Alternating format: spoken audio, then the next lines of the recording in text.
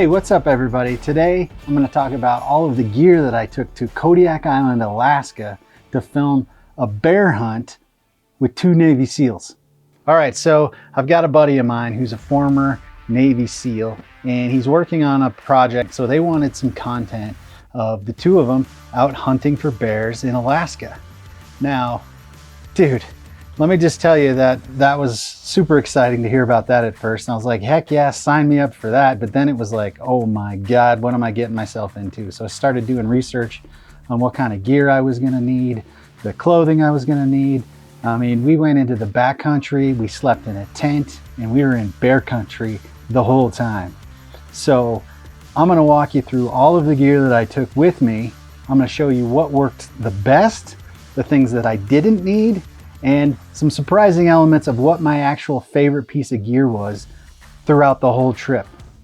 Now, we were there for 5 total days, trucking through all kinds of terrain. I mean, some of the gnarliest stuff I've ever done in my life. This trip was literally the most challenging mentally and physically thing that I've ever done. There's this stuff called alder. It's this bush that's like super thick. It's also super deceiving because it looks like when you're looking at it from afar, it kind of looks like thick grass or anything, but you're walking through it and you're like trying to just like maneuver like this. We were on our hands and knees. We were crouching down and under. Guys, I had to do so much crazy stuff with my gear. So if you're about to embark on a trip like this, I wish that this video had been out there before I went, because I did my research. I scoured YouTube, I scoured blogs, looked up reviews on gear and everything like that. And I can just tell you, there's not like one source that I found that kind of covered it all. But we're gonna try to do that on our video today. So let's get after it. So this big monstrosity you see right here is the Shimoda camera backpack. It's the Action X70 beginner kit. I'm gonna walk you through this bad boy and then show you some of the non-camera gear that I had. So we'll start from the top. I'm gonna flip this thing up. Holy cow. This behemoth was awesome. I'm pretty dang stoked with how it performed, how it did. They say it's like waterproof, and I can tell you that we were in rain, we were in sleet, we were in snow. We saw it all, the gamut of weather. Alaska is no joke. Let me just tell you that. So first of all, we just kind of start with the front of this thing. It's got some super duper thick rugged pads, which was really nice. I added the GoPro mount onto here. It's really great because it has these large pockets on the front, so I was able to put different kinds of gear, flashlight. That's where I kept my multi-tool, just a Gerber, you know, all around get her done type tool with a knife and blade. You know, this pocket expands, which is pretty awesome. So you could put probably like a thin water bottle in there or a walkie-talkie, all kinds of cool stuff. We could start with this side for the handy tripod. And I splurged and I went ahead and got the Peak Design carbon fiber bad boy tripod. You'd be surprised how much I actually did not use the tripod. The whole time I was kind of like cussing myself out. I'm like, this is just extra weight that I'm lugging around, because I was hand holding most of the stuff because the terrain was so unpredictable. We were hardly ever on like a flat surface where I could just set up a tripod and like do a shot. The way it folds together, it's not round. So it gets like this really cool footprint that saves a lot of space. So anyways, Peak Design, carbon fiber, tripod for the win. We flip this bad boy around to this side. Awesome spot for water bottle. Giant pockets on the side, which you can see this is like a 40-ounce water bottle that fits in there with ease, which is pretty awesome. So plenty of room for water and gear. Coming around to the front of it, it's got a pretty cool access to the stuff. It's all gonna fall out now that I did that. Let's just close that back up. So I'm just gonna pull some of this stuff out.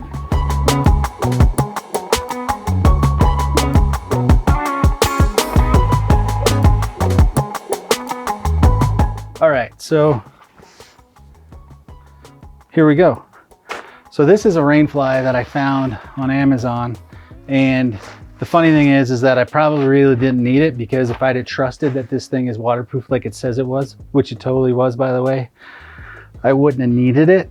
But Amazon, I found this thing. It was super cheap and it's camo. And you know, we were hunting, so there's that. So I figured even if I didn't use it to cover the bag, I could use it to set it on the ground and sit on. But I kind of used it as a makeshift camera cover to keep my camera dry, because this is something I want to talk about. I picked up this. You can find these, you see these photographers using these, like, I don't know, at NFL football games and stuff like that. And I say that because I used to shoot in the NFL. You put your camera in, you know, telephoto lens in there and use this thing. Don't ever buy one of those. Seriously, these are like kind of ridiculous. Like if you're out in the field anyways, in the wilderness or the mountains, you don't have time to monkey with that. You don't have time to mess with it. Just use something. A freaking garbage bag is gonna work better than those things, you know? Power banks, because we were in the backcountry and cameras, gear require batteries. We all know that. So this is a power bank that was solar powered. So when we were hiking during the day, I'd put that on there, strap this down, kind of like that, you know, you get the idea, but then it could charge. So I could charge my batteries, you know, when we were sleeping or whatever. And it worked pretty good. GoPro head mount. It came in super handy. I used the heck out of this thing because we'll get into this guy here. I put the GoPro on here as I was walking, but the problem with that was it was here and it was kind of cumbersome because I was holding my camera like this and we were ducking down and we were going through terrain and stuff like that. So that was in the way. So it ended up being just the best scenario that I could mount this thing on my head. And I look really cool doing it too, let me tell you, you know, because when you're in Alaska, it's all about style. Anyways. Okay, what else? These Tenba packs. So it's padded on the inside, super modular. So you could put stuff in here. This camera battery charger for the Canon R5, it charges the LP6, L59 or 43902100s or whatever that model of battery is, you know. So you can hook this, plug this into a power bank, charge batteries. Lens cap, body cap, we know what those are for. Aha, small rig. You know, I always talk about how awesome small rig stuff is. So this is a side handle. I'm going to show you how I use that in a minute. Okay, so we got the Tenba toolbox. You know, I think everybody loves GoPro just for giving this little case when you buy a GoPro, because I don't know if you're like me and I got some other photographer buddies. I think we actually use this to hold our GoPro. Never. But we put all kinds of other cool stuff in it, like my Rode microphone fits in here fantastically. Cords, I even threw an extra flashlight in here. So the GoPro case came in super handy just for packing, being modular with stuff. Rapid strap, camera strap. So a lot of video guys are probably gonna laugh at me for this, but yeah. I use this on my video camera to shoot because, let me just tell you, being in Alaska, the last thing you want to do is drop your camera. So I put this on, screwed this onto the camera cage, ready to rock and roll. I could hold the camera, and then if I slipped or fall, which I did, you know, the camera's not going to hit a rock or fall down the mountain or drop in a creek or do something like that. Peak design, yet again for the win. I picked up this little tech pack thinking, oh, this thing's pretty sweet. I actually use this all the time now. So the cool thing about this tech pack is that you can do, I take all my computer stuff and stuff with me, but this was kind of like my go-to pack. And I'm gonna show you how I MacGyvered it to the front of my backpack so that it was right here. So I had quick access to all kinds of stuff. Oh, need to change a battery? No big deal. Oh, need my multi-tool to fix something on the camera? No big deal. Need a headlamp because it was getting dark and I needed to see where I'm going. Kept that in there. Guys, always have electrical tape in your camera bag at all times. Like you just need this. You never know what's going to happen. Use that like for fixing stuff, doing stuff. Extra GoPro batteries. Like, come on, GoPro. Why do you run through batteries so damn fast? So I've got stacks of them in another bag inside the thing. So anyways, you get the idea. Why you use this. You call it a little man purse, whatever you want to call it, gadget bag. Batman, that's all I'm saying. All right, let's get into it. Let's get into the inside, the innards of this Shimoda X70 bag. This is literally everything I took with me. I repacked it in here. Are you guys like me when you pack a bag, you take pictures of your gear just because you're a gear freak? But also I do that for insurance purposes. So if my bag gets stolen or lost, I remember what was inside there. Anytime I fly or travel, there's another pro tip for you. Take pictures of the gear that's in your bag at all times. All right, I'm gonna flip this down right here in the middle. Open the side up. You got to undo the little thing on the side here. And let me tell you, when you're using this bag all the time, this gets pretty easy to unhinge it, unhook it. All right, look at that. All right, so what's in my bag? Kodiak Alaska edition. Small rig light, you know? This was pretty great because I didn't know how late at night we were going to be shooting, if, you know, I need to turn this on inside the tent to get some B-roll. Other side note on these things is that it's got a USB-C power on it. So you could actually use it to power your phone or something. These batteries last pretty awesome. I've talked about this small rig light before. So small rig, whenever you're ready to send me free stuff and money, let's go. All right, so let's start with the main camera that I used, Canon C70. Now you've heard me talk about the R5 all the time, but this C70 cinema camera, here we go. I'm gonna talk about how awesome that this was and how awesome it was not for lugging around in Alaska. Then secondary camera, Canon R5. I had brought the 24-105 RF f4 lens just because I thought this is going to be a really good versatile lens to have and to use. Didn't use it once. Lugged it all around the Kodiak Island. Didn't even use it.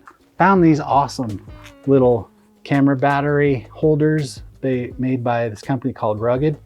Cool thing is they have a little belt strap. You know, you could clip onto a backpack, you could clip onto your belt if you're a nerd like that or whatever. But I like these because it keeps the battery from knocking around on different gear inside your bag. So this is great. And they're blue. You guys will figure out that's my favorite color. All right, so now what's next? RF 15-35 2.8. This was my primary lens. I shot with this on the C70 almost 100% of the time. So more Tenba toolkit, toolbox. Inside this bad boy, I've got 3 extra drone batteries and I've got my 2 USB charger batteries. I can't even tell you how heavy this little guy is. And you know, wish I didn't have to take this around with me, but this was the power source for pretty much everything, for charging, you know, for charging my phone, for recharging the batteries, obviously. I'll show you more of that. We've got the remote control for the drone. We've got camera rig pieces, which I'll show you what those are for in a minute. Got my camera card case. And then yet again, another Tenba tool box case. And in this one, I had extra batteries for the C70. These bad boys, holy moly, these last forever. And they've got the DTAP port, so if you need to run an Atomos Ninja or an external recorder type thing on there, you can do that with these. I was amazed at how long these lasted. I don't even think that I drained both of these batteries. Okay, what else have we got here? What do you know? Another Tenba tool case, toolbox. Told you these are awesome. So look at how modular this thing is. I've got this thing totally kitted out here. GoPro's in there. GoPro battery charger that plugs in USB-C, so I could charge those on the go. We've got more GoPro batteries and my audio. Because yeah, I was trying to capture the guy's conversation, all the natural noises that were around, you know, water, birds chirping, whatever we could find, stuff like that. So I was able to put in the microphones and all of the goodies. And then side note, I found these really cool covers for the RodeGo cases. I don't know if you can see that, but it's like a rubber neoprene thing. This was great because I put this on the guys, on the hunters, and they could throw these in their pocket or whatever. And then I knew that the RodeGo wasn't gonna get it all scratched up or damaged. Had some extra padding in it. That just made me feel better about the rugged stuff that we were doing. So again, the Tenba Toolbox 4.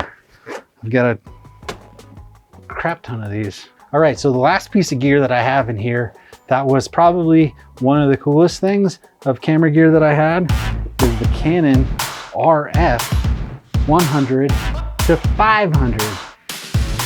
How about them apples? Yeah, this thing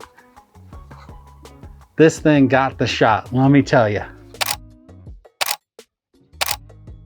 I had this on my R5 on me when we met the bear. Can I just tell you, you haven't lived unless you've locked eyes with an apex predator in your life. I mean, we were probably 20, 25 yards away from this thing, and the hair on the back of my neck was standing up. And I should have been scared to death, honestly, but I knew that there was a Navy SEAL sniper on each side of me, so that made me feel pretty decent about the situation we were in. It was pretty cool. Okay, so let me get the bag out of the way here. All right, so key pieces of gear that I also brought that's not this is the clothing that I wore. And that starts with just, you know, a basic camouflage shirt because we're hunting bears and we don't want to be seen by the bears. So this is something I picked up at Cabela's. Pretty thin, pretty warm, wind resistant, water resistant. It worked great. It was a nice lightweight thing. I could have my camera bag on. And then my outer shell stuffed away in that top of the camera bag. It was pretty great. So that's that. Now, the super instrumental pieces of gear that I had that I honestly had never owned anything like this before is hunting clothing. And it's not cheap, but it is so worth it. So I found this Sitka gear. So I'm gonna start with the bottoms. These pants, super rugged, super light, super warm, super weatherproof. They're super. I mean, they had awesome pockets. And then the other thing is, insert all your jokes here, but they have built-in knee pads into them that you can take out when you wash the pants.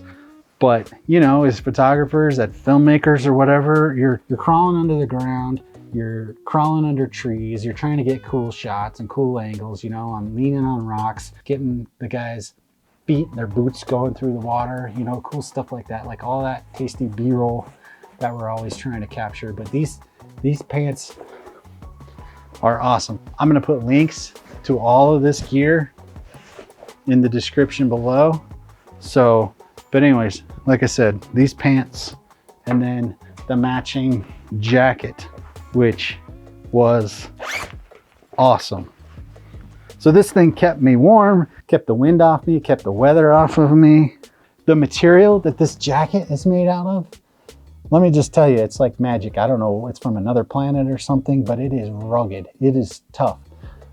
I made my way through this alder brush trying to keep up with these guys. And I mean, I was getting shredded. And I think any other piece of clothing that I would have had, I would have looked like I'd been mauled by a bear. But this stuff, it held, it stayed intact. It was phenomenal. I will keep this jacket until I die. So the jacket, Sitka, all the way. Love it. Just wish it was made in America. Come on, guys. But I got some friends making something cool. All right. Then the other key piece of gear that I had to have was boots. So guys, the boots. I mean, there's about a bajillion pairs of hunting boots that you can buy that all cost about a bajillion dollars too. And I'm not a full-time hunter. I'm not doing this every weekend or anything. I'll probably use these a handful of times a year. So I didn't go super crazy. So these are just I'd say basic boot that I got at Cabela's, but BF Goodrich, they make some rad off-road racing tires and stuff. But look at that. That's what these treads are made of. This is super gnarly, super rad. For the most part, they were waterproof. And I'll say that because I don't know if I gave these things a fair shake, because the guys took me on quite a hike and quite a roll. I mean, we were trucking through rivers back and forth, like up this ravine, walking through marshy, snow, marsh, mud. These things saw it all. And they actually smell like they saw it all. So I'm gonna just put these aside right now. Gloves, because it was cold and we were in Alaska. I had seen a video, another photographer had something, or I don't know what it was, but 2 pairs of gloves, like an actual glove and a glove liner to keep your hands like super warm. I don't know about you, but I hate my hands being cold, and that's what we're doing. We're working with our hands the whole time. We're photographers, so we need to be doing that. And so these are outdoor research gloves, and these are touchscreen. They're pretty great, but not as great as the Sitka gloves. And let me just tell you that this is a super thin material, and it's really rad that it's literally, it's kind of like a leather canvas burlap. I don't even know what to describe this, but it's got a suede leather touch kind of button screen, or touch screen fingers. You know what I mean? But anyways, they fit great. I can use all of the camera functions, hit all the buttons with these gloves. I wore these pretty much the whole time, just because even when it was still warm out, it's like, think about like wearing a work glove. It just protected my hands, because I was putting my hands on rocks, moving tree branches out of my way. And there was patches of just gnarly like thorns that were on the bushes. So I was pushing the bushes out of the way. The other 2 guys didn't have gloves and their hands got shredded.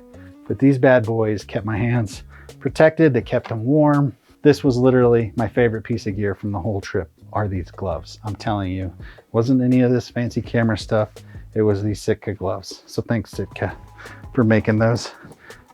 I'm not thanking you for what I paid for them, but anyways. Okay, so we're gonna get into the C70 setup here. So I've got the Nitsi camera cage on this, the C70, and I love it. I absolutely love it. It works fantastic. I've added some little small rig cable mounts, just organizers, because when we were in Alaska, I knew that probably we were going to be walking through the trees and getting destroyed, and I didn't want to catch the camera cords on a tree branch or something, which still happened. I lost the microphone a couple times. The shotgun mic came off because I snagged a branch with it. But then got this Condor blue top handle, which is super comfortable, and I like the size of it. Is nice and big, because I could mount the shotgun mic to it and not feel like my hand was going to get in the way. Now I will say, as of right now, I do have a bone to pick a little bit with Condor blue, because the whole reason I got this is because it has this top handle shutter button, start and stop. So there's a cord that goes to here, and you can plug it into the remote trigger of your camera. So you can use this to start and stop rather than having to move your hands around. Or I've got the side button programmed. You can program the front button on these C70s, but you know, that's just super handy. When I bought it, they said it worked with the C70, and then Canon, it could be Canon's fault, so I'm not blaming Condor Blue, came out with a firmware update. And since that firmware update, this top handle button hasn't worked. So then I added small rig side handle to this guy so that I could also shoot with two hands like this, because I wasn't taking a stabilizer, wasn't taking anything with me. So, you know, you can shoot like this, which is nice. You can shoot like this, just like all different ways that you can grab the camera, because I was literally grabbing trees for balance to move. I had to hold on to the camera and do different stuff. So this worked out really well. So I also added this carbon fiber small rig rail or tube thing. We're gonna link up what the heck this thing's called, because I put this here because one nice thing that I will do, I mounted the receiver to here so I could watch my audio levels. Now that was a key component because, you know, as video shooters, we're gonna have headphones on monitoring to audio. Don't wear headphones when you go on a bear hunt. Because you need to hear, you need to be obvious, for obvious reasons, you need to be able to hear if there's a bear coming at you, or you need to be able to hear if the guys are like signaling me that they're gonna go up this cliff or down this hill or wherever, right? So I didn't wear headphones, so I had to rely on visual audio, watching the levels, and obviously I would watch the audio levels on the back of the screen. So you're doing a lot of checking when you're in an environment like that. Did have shotgun mic on top of the handle. Like I said, see how nice that is? I have lots of room that's not getting in the way of grabbing a hold of this thing. So for the most part, this is the rig that I had filming most of the time in Alaska. Okay, so this was my A camera, right, for shooting video. This has the 15 to 35 on it, so I was able to shoot wide with that. And then I kitted this out because you never know how close you're gonna be able to get to the bear, to the subject. This 100 to 500 is the f4. Purposely f4 on a trip like this, because look at this size. This is a good size. Like a 2.8 lens like this would be like a freaking shoulder cannon that you're walking around with. So I'm going to show you this just for comparison, because I think most photographers know with the trusty EF 70 to 200, like the size of it, it's pretty comparable. It's dang near the exact same size. So that, you know, if you're shopping for that and you're wondering how big this thing is, that's a great comparison. I wish I'd have seen that. Full disclosure, I rented this lens because it's just for me and what I shoot in my business. It's not justifiable to purchase this right now, but that's the great thing. You can actually rent lenses. Okay, so you want to talk about like good juju, good karma, or having a good day with God, whatever it is that you want to call it. This is the rig that I was cruising around with. I had this thing kind of halfway put away in my back on the pack. This is what I had when we came across the bear. So got some amazing still shots with it, got some insane video footage with it. Guys, just the R5 on this does have image stabilization, and the camera has image stabilization. I was hand holding this footage and I was blown away at how good it looked. It was crazy. You would think with a lens of this size, if you're hand holding video, that it's gonna look super shaky and super bad, but this was fantastic, absolutely fantastic. Like I said, GoPro 9 Hero, I took that with me. This has the media mod on it with a little extra microphone. This thing is pretty awesome. Like I said, I mounted that to my head rig. All right, guys, so the one last piece of gear that I'm gonna leave you with is probably super unexpected. You would have no idea that it goes in with all of these, but it was clutch. Probably next to the gloves, the second best thing that I brought. And that was these hand warmers. And not because my hands got cold, but guys, just let me tell you, I cracked these open These are the ones that you shake them and they get warm, and they really do last like 10 to 12 hours or something crazy. This is something I'd done years ago when I used to shoot snowboarding stuff. So what I did, guys, is that I'm not gonna crack these open, but I cracked them open and I packed them around my battery, and I would put them in stuff like this, I don't know. Put them in a small bag and then just kind of kept them all together overnight. I didn't lose charge on any of these batteries because I packed them in the hot hands warmer. Hot hands. All right, guys, thanks. If you made it this far into the video, I commend you. Thanks for watching this far. If you found any of this information useful or helpful, please subscribe, hit that like button for us, and we'll see you next time. Thanks.